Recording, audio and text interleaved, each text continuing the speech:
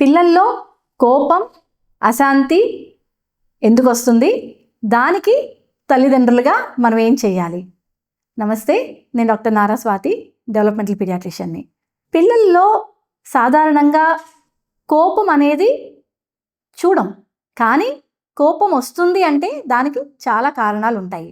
మెయిన్గా పిల్లల్లో కోపం అనేది మనకి డెవలప్మెంటల్ ఇష్యూస్ ఉన్న పిల్లల్లో రావచ్చు. అంటే ఫర్ ఎగ్జాంపుల్ స్పీచ్ డిలే ఉంది, వాళ్ళ మనసులో ఇబ్బందులు కానీ వాళ్ళ అవసరాలు కానీ బయటికి చెప్పలేకపోవడం వల్లనో, లేదా వాళ్ళు ఎక్స్ప్రెస్ చేసినా మనము అర్థం చేసుకోవట్లేదు అని అనిపించినా కానీ పిల్లల్లో కోపం అనేది రావచ్చు. అలాగే ఇంటి వాతావరణం కూడా చాలా ఇన్ఫ్లుయెన్స్ చేస్తుంది. ఎగ్జాంపుల్, ఇంట్లో తల్లిదండ్రులు కావచ్చు, ఎవరైనా సరే కోపంగా మాట్లాడుతూ చూశారనుకోండి పిల్లలు, వాళ్ళు కూడా ఇలానే మాట్లాడాలేమో అని ఇన్ఫ్లుయెన్స్ అవుతారు. వీటిని లెర్న్డ్ బిహేవియర్స్ అంటాము.